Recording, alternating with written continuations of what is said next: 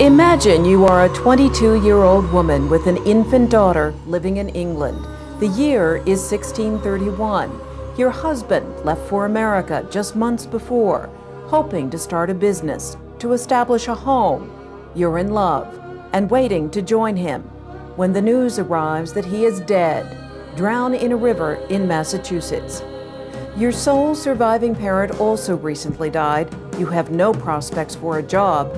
The only option you can see for economic survival is to leave behind everything you know, your home, the land you grew up on, and with your baby, make a dangerous journey thousands of miles across perilous seas to a strange new world. Your name is Elizabeth Winthrop, and you must now show great strength to survive.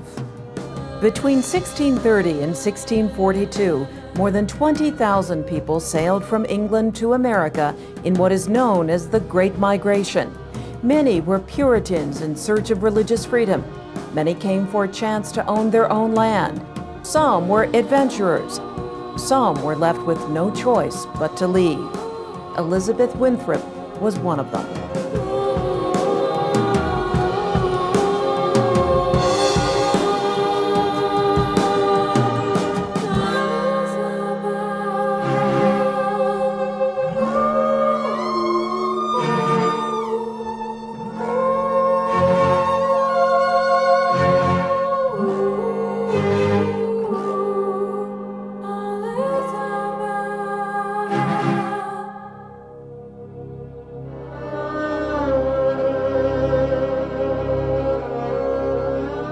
Hello, I'm Jackie Judd.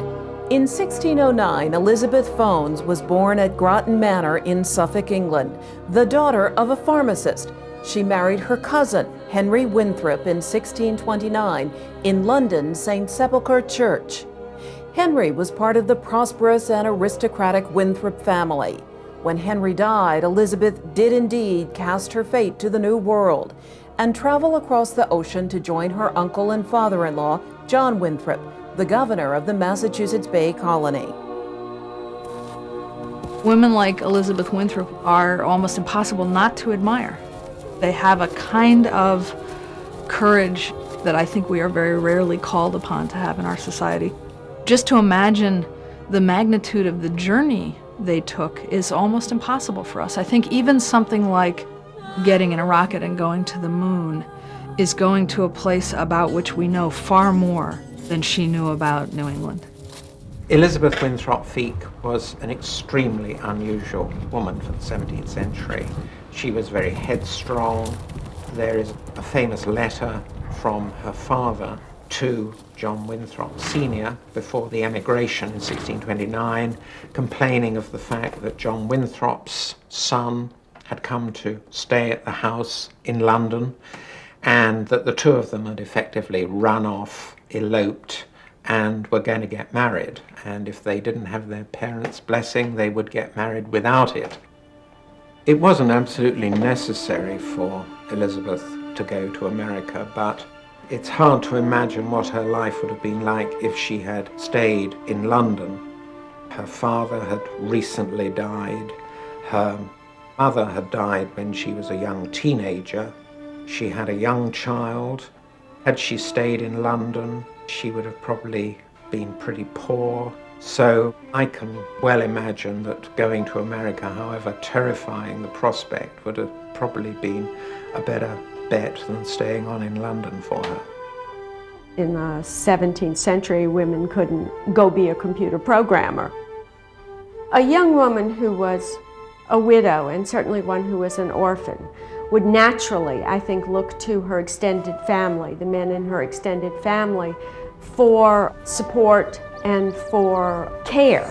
And so if they were leaving for the New World, and John Winthrop, of course, was one of the leaders of the Puritan settlement in Massachusetts Bay, she would likely go with them. Crossing the Atlantic Ocean in the 17th century would have been a terrifying experience. The ships were extremely small. Many English men and women had never seen the sea before, but believed there were all kinds of creatures lurking just below the surface. Almost everybody arrived with the early stages of scurvy, Many people were very, very weak when they disembarked. Some people died, in fact, as a result of the voyage, so it was no fun. Once you got there, you arrived on the edges of a wilderness with all kinds of wild animals, with a very severe climate, with a huge amount of tasks to do, with very little amenities available. So it was certainly no easy life. In the winter of 1631, when Elizabeth arrived in the Massachusetts Bay Colony, she and her fellow colonists were not isolated, but quickly became part of a highly structured Puritan community. Puritan principles and hierarchy governed all aspects of their lives, and Elizabeth's uncle and father-in-law, John Winthrop, governed them all. The Puritans came to Massachusetts looking not only for religious freedom for themselves, but really with a very ambitious agenda. They wanted to create a model religious community. Puritans argued that women served God by serving men, particularly their husbands. God created men, women, in the Puritan view, in terms of a hierarchy, with God on the top, with men second, with women below them, children, animals below them. What's wonderful about the Puritan family, what makes it complex, is that Puritan men were instructed to respect their wives, appreciate their wives' contributions to the family. The young Elizabeth Winthrop found herself under tremendous social and economic pressure to marry. And so it was in 1632, just months after her arrival, Elizabeth married Robert Feake. They settled a few miles up the Charles River in Watertown, Massachusetts. Feake was quite a wealthy young goldsmith from London who was a very important member of the early colony. He was a military officer, magistrate, deputy to the court, and various other important administrative jobs. Most people, male and female, in this world marry because you need each other. Marriage is an economic relationship. Where does love enter the picture of marriage? The 17th century attitude toward love in marriage would be to say that a man loves a woman because he's married her, whereas today we would say a man marries a woman because he loves her.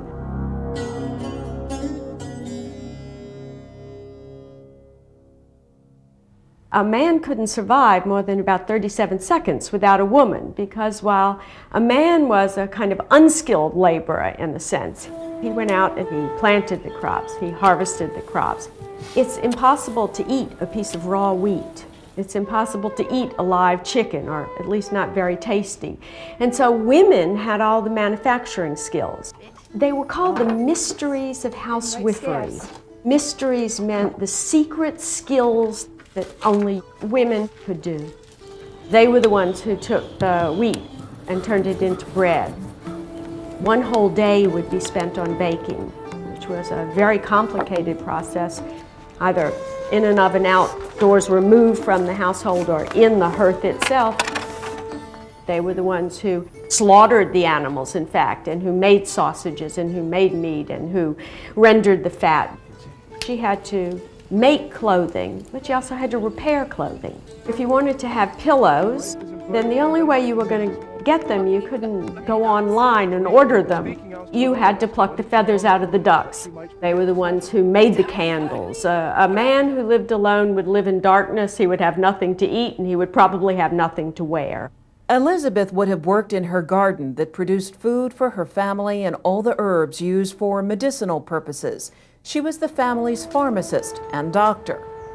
I think there's kind of a common stereotype that women in the past were sort of downtrodden and, just wives. And one of the things that I've really emphasized in my work is how very complex that position as wife was. The highest compliment that a woman could get in colonial New England would be to be called a notable housewife. Their community acknowledged this. Nearly everything went on at home. Healthcare, production of food and clothing, schooling, education, religious instruction. Women are right in the middle of the productive system of the economy. A wife is manager. She's kind of middle manager. If her husband happens to be a merchant, she might end up keeping shop. She might end up helping keep accounts. She might stand in for him, and the term of the period is deputy husband. If you took these women and put them in the 20th century, they could be corporate executives. And they wouldn't even need flow charts or computer programs because a woman had all this knowledge stored in her head. Like most colonial women, Elizabeth carried out her duties while bearing babies, approximately one every 2 years. Elizabeth bore 7 children in 13 years while married to her second husband. In her lifetime, she bore 10 children. 8 lived to adulthood. Life for Elizabeth Winthrop Feek, or for any woman in Massachusetts Bay, would have been extremely taxing. Almost always they would have been either pregnant or nursing a child, or then pregnant again. There were always children around, and the whole population of the colony, over half of it, was under the age of 16. Some families would never lose a child in infancy, and others would bury half their children. Fertility is a powerful concept in this period and an important quality to celebrate in a woman. A woman who, like Elizabeth Winthrop, gave birth again and again would have been revered just for that. Children were a labor supply, and children were valued in and of themselves. We're in a new society, and they're the future. Children were the future of Puritan society, and they needed to be educated. And in the early days of colonial life, that was the work of women. New Englanders were highly educated relative to the standards of the day. The reason being that the Puritans believed everyone should be able to read the Bible. Proverbs such as the popular Bathsheba would have been a biblical passage that most Puritan girls knew by heart. Usually only boys were taught to write. Elizabeth taught all of her children, the boys and the girls, how to read and write.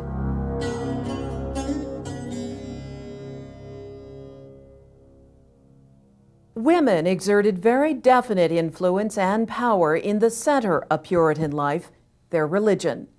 As a member of the pious Winthrop family, Elizabeth was profoundly affected by the Puritan religion. The opportunity that Puritan women had in the New World was to become members of a church. To be a church member was to be at the top of the heap in Massachusetts in the 17th century. Women didn't speak in church, and in fact they entered the church separately from men. But they were full-fledged members of the church, and they did have influence. If the women in that church disapproved of a minister, or if they particularly admired a minister, that was very influential in whether he was allowed to stay or not. In those communities, women's voices were heard even if they couldn't formally speak, and women understood that, and so did ministers. One woman who did speak out formally with a powerful spiritual voice was Anne Hutchinson. She is known today as one of America's first female preachers. Anne Hutchinson is a brilliant theologian, and she begins to hold these meetings, not just with women. If she had held them just with women, Winthrop might have looked the other way, but men begin to come to these meetings where she deconstructs the sermon, and she's highly critical of the entire power structure in Massachusetts. Winthrop really believed she had stepped out of her proper role by challenging men. But what Anne Hutchinson was saying to the community was, if you are saved by God, then you don't need to go hear a minister's sermon. Elizabeth Winthrop may very well have gone to one of these Wednesday meetings that Anne Hutchinson conducted. Many women went to these meetings. And if she hadn't gone to the meetings, she surely would have heard John Winthrop walking around the house, tearing his hair out, screaming about that Hutchinson woman. Anne Hutchinson was the greatest challenge to the authority of Massachusetts Bay that the colony would ever see. and she was sent away. In 1640, 2 years after Anne Hutchinson was banished, Elizabeth and Robert decided to leave Watertown and migrate to Greenwich, Connecticut. One of the problems with Watertown was that it had rather short supply of good meadowland. There's a real sense in the letters that they wrote in the late 1630s that they do feel constricted as far as their land is concerned in Watertown, and they want broader acres, especially of meadow. There is also evidence that Elizabeth may have left Massachusetts to distance herself from the confining authority of the Puritan Church and her uncle, John Winthrop. He was a complex man who could be very stern and unforgiving, but could also be very lenient. Elizabeth might have been aching to get away from his watchful eye. Elizabeth Winthrop Feake was certainly somebody who knew her own mind and was able to kick against the conventions of the time. Traveling by boat down the coast from Massachusetts, Elizabeth and Robert chose to bypass the established Puritan colony in New Haven, Connecticut. Their destination was Greenwich. What the Feekes found there was a true frontier, beautiful, untamed, and not altogether safe. It's difficult to imagine what went through the minds of Elizabeth Feeke and the other settlers when confronted with a landscape that was glorious and beautiful and yet frightening because it contained so many new and unknown things. Wolves and mountain lions and a Native American population that didn't speak the same language, no economy, no roads, no infrastructure. They were left with the prospect of trying to live off the land. Greenwich was a very vulnerable little group of settlers tucked between the English in New Haven colony and the Dutch in New Amsterdam. Elizabeth and her husband, Feeke, arrived at a very, very awkward time because the Native Americans were becoming extremely warlike at that point. Elizabeth and Robert Feeke certainly couldn't have gotten further away from the Puritan center of the New Haven colony and Connecticut colony than to settle in Greenwich. Greenwich had no minister and no meeting house for almost 30 years, and there was no recognizable political or social order.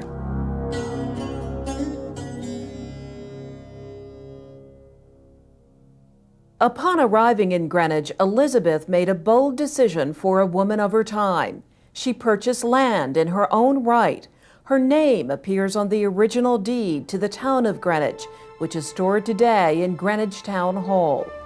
On July 18, 1640, the Indians sold Greenwich to Elizabeth and Robert Feeke, Daniel Patrick, and Geoffrey Ferris for 14 English coats. Elizabeth became one of the founders of Greenwich, Connecticut. Like many women who remain invisible in American history, Elizabeth is not pictured in the town seal or represented, along with the men, in the town statue of the founders. For her share of the purchase, Elizabeth claimed the beautiful shorelands of Greenwich, called Montecawego by the Indians, or the Shining Sands. Which neck is ye particular purchase of Elizabeth Feeke? Ye said Robert Feeke has his wife to be hers and her heirs or assigns forever. I can't think of any other deed I've seen where a particular piece of property within a larger piece of property is set aside in the wife's name. And to me that indicates that she and her husband understood that some of the purchase of this land was coming from her own resources. It's certainly possible that she was a particularly adventurous person who galvanized her husband to go on this particular expedition to Greenwich and settle there. After all, I think it's an intriguing part of the purchase agreement that one part is her purchase and then was afterwards called Elizabeth Neck. It was certainly a demonstration of some kind of economic independence for a woman like Elizabeth Winthrop to purchase her own land. She was with a second husband, and often women who came into second marriages were much less naive than women who went into first marriages, and they signed an agreement with their second husband that said, "What's mine that I bring into this marriage stays mine." Despite Elizabeth's success in purchasing land, she still faced several challenges. She was worried about her husband's deteriorating mental health, in addition to the growing Indian threat of war. Neither the English nor the Dutch in nearby New Amsterdam, later called New York, were safeguarding Greenwich. In 1642, seeking protection, the early Greenwich settlers, strongly influenced by Elizabeth, chose to make an alliance with the Dutch. Robert Feek was strongly against this.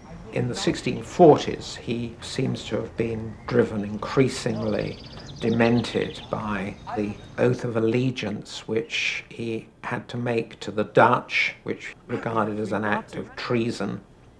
As Robert Feek's condition worsened, Elizabeth had begun to rely on William Hallett, a local farmer, for help with the work her husband was unable to do. It's hardly surprising that when this man, William Hallett, arrived, she, one way or another, seems to have entered a relationship with him while Robert Feek was still there. But Feek seems by this stage to have been in a state of complete mental collapse, and eventually he became completely and utterly demented and suddenly left Elizabeth in order to go back to England.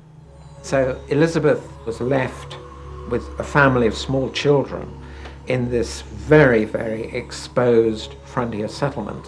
And eventually she was able to get a divorce from the Dutch, having been refused the divorce by New Haven colony, which was a very, very strict colony. The legal status of women in the 17th century was not very good. They were considered either to be under the legal control of their fathers, if they were unmarried, or else under the control of their husbands. The English authorities frowned on Elizabeth's divorce. They summoned her to the Hartford court, but Elizabeth intentionally did not answer the summons. Instead, she sought the protection of her cousin, John Winthrop, Jr., the future governor of the New Haven colony in Connecticut. The official English position was that Elizabeth could keep her property in Greenwich, but only if she did not stay with Hallett. Perhaps for reasons of economic survival, perhaps for love, or perhaps for both, Elizabeth chose Hallett. It's perfectly valid to speculate that by staying with Hallett, Elizabeth Winthrop was also sacrificing a claim to land that she cared about. That suggests that this was a very strong emotional relationship, that it was a loving relationship. Elizabeth and Hallett fled from Greenwich to Winthrop's estate in New London, where they were married. She married Hallett and spent the rest of her life with Hallett.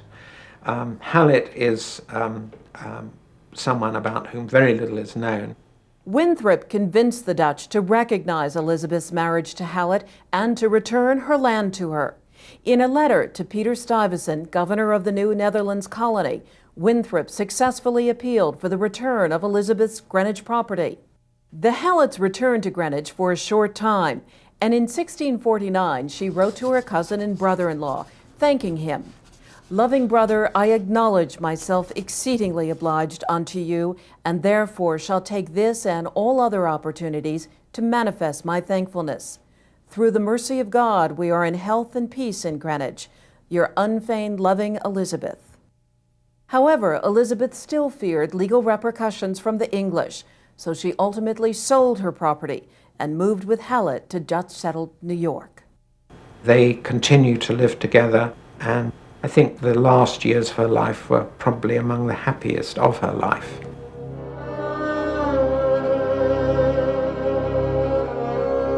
Elizabeth wrote of her contentment with her new life to John Winthrop, Jr. in a letter dated 1653. "Our habitation is by a whirlpool, which the Dutchmen call the Hell Gate, where we have purchased a very good farm through the governor's means, that has some housing and 12 acres of plowed land and other land sufficient for our use. The Lord hath been very bountiful to us beyond our thoughts, so that we live very comfortably." Elizabeth bore the last 2 of her 10 children and spent the remaining 16 years of her life with Hallett. Elizabeth Phones Winthrop Feek Hallett died in 1668 at the age of 59. I think that if you venture into reading about colonial women, one of the things you come away with is an awareness that competency, ability, resourcefulness, innovative frame of mind is something that women have demonstrated without a doubt over the centuries. They may not have had the vote, or they may not have had political voice, but these are women who knew their own capacities, who knew they had skills, who knew that people depended on them as mothers, as wives, as daughters, even as young girls. Colonial women's history has been marginalized just like the history of women in all time periods. But if you look at women's lives in the colonial period and think about the contributions they made, they were enormous. It was a society in which people were trying to establish communities out of nothing. I mean, they were brand new, and those institutions were formed with women's help, and history has tended to ignore that. What might a person take from the lives of 17th century women that might inspire them? There's a kind of magic associated with female work, and if it all goes well, it brings forth life and sustains life. In her lifetime, Elizabeth left a privileged English existence behind, traveled to a strange new world, survived the death of one husband, the abandonment of another, bore and educated 10 children, bought land in her own name, helped found the town of Greenwich, Connecticut, outwitted the English authorities, successfully built homesteads in 3 colonies, and enjoyed a successful marriage for a quarter century to her 3rd husband. She did indeed show great courage all the days of her life. Elizabeth, along with her 17th century sisters, helped build an entire nation. Their bravery, endurance, hard work, and tremendous wealth of knowledge and skill continue to inspire us to this day.